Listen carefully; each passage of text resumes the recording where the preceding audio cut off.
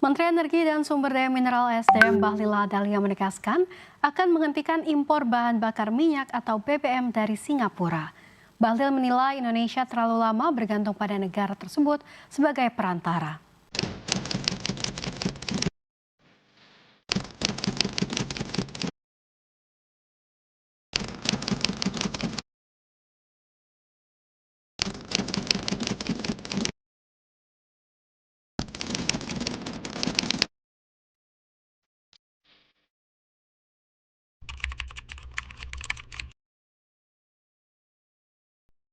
Indonesia adalah negara yang kaya dengan sumber daya alam.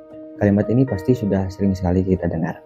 Kalau melihat data, memang benar bahwa Indonesia adalah negara dengan cadangan banyak komoditas yang melimpah, mulai dari batu bara, gas alam, nikel, hingga minyak.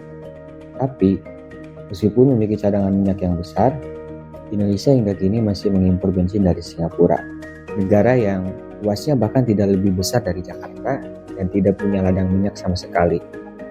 Menteri Energi dan Sumber Daya Mineral Bahlil Lahadalia mengatakan bahwa impor bensin dari Singapura mencapai hingga 50% dari total impor bensin Indonesia.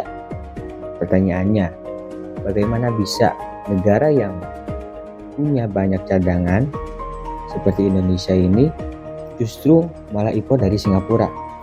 Kenapa Indonesia tidak bisa memenuhi kebutuhan bensin dari produksi dalam negeri?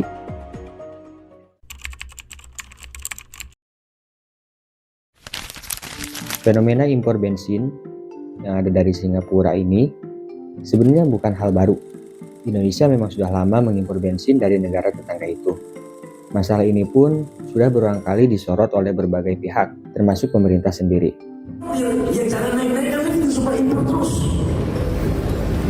Sudah gitu impornya dari Singapura lagi, yang nggak ada minyak itu. Ini lucu negara kita ini. Berdasarkan data BPS, Singapura memang menjadi pemasok utama BBM impor Indonesia dari tahun ke tahun. Bahkan, pada tahun 2024, Indonesia mengimpor BBM dan hasil olahan minyak senilai 11,4 miliar dolar AS dari Singapura.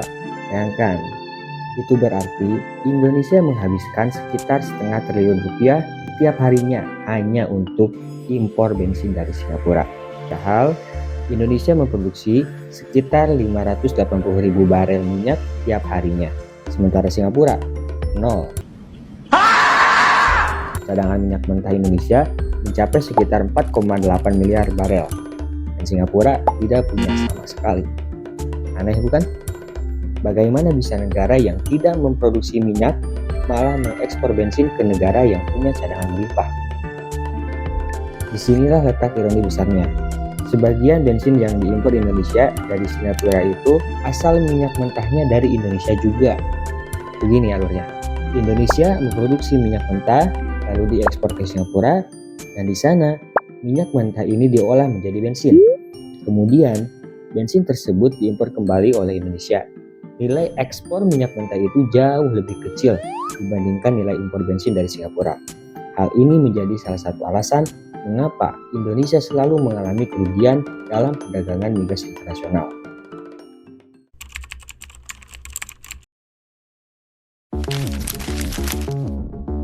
Singapura memang tidak punya ladang minyak dan tidak memproduksi minyak mentah, tapi mereka bisa memproduksi jutaan barel hasil olahan minyak setiap harinya.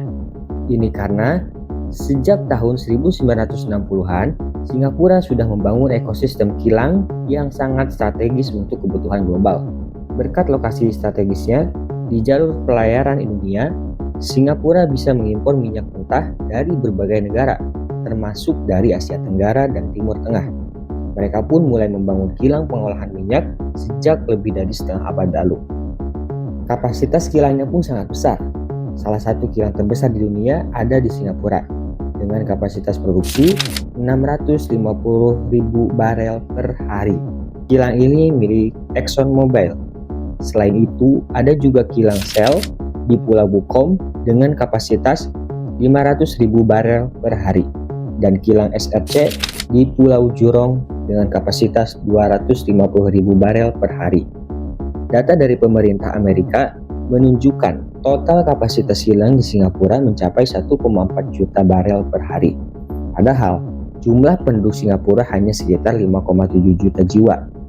Itu data tahun 2016. Menteri SDM kala itu, Ignatius Jonan, menyebut bahwa konsumsi BBM di Singapura hanya sekitar 150.000 barel per hari. Artinya, Singapura memiliki surplus lebih dari 1 juta barel bensin per hari.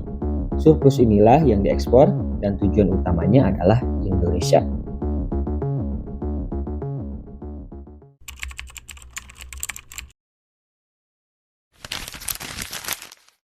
Kenapa Indonesia bisa sangat bergantung?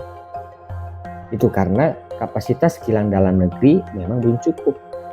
Berdasarkan data dari Administrasi Informasi Energi Amerika Serikat, kapasitas kilang di Indonesia pada tahun 2020 hanya sekitar 1,1 juta barel per hari. Sementara, konsumsi BBM di Indonesia menurut data Kementerian SDM mencapai 1,6 juta barel per hari. Artinya, Indonesia kekurangan sekitar 500.000 barel per hari yang harus dipenuhi melalui impor. Dan kenapa dari Singapura? Karena negara ini memang sudah menjadi pusat pengolahan dan perdagangan BBM dunia. Singapura bahkan menjadi negara ekspor impor bensin terbesar kedua di dunia. Ditambah lagi, lokasinya yang dekat dengan Indonesia membuat biaya pengiriman lebih rendah. Fasilitas kilangnya pun canggih dan mampu menyesuaikan blending BBM sesuai dengan spesifikasi pasar Indonesia.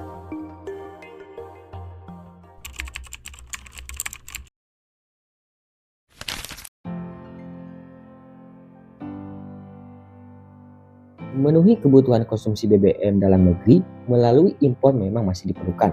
Namun, dalam jangka panjang, pemerintah perlu meningkatkan kapasitas kilang dalam negeri agar tidak terus bergantung pada impor.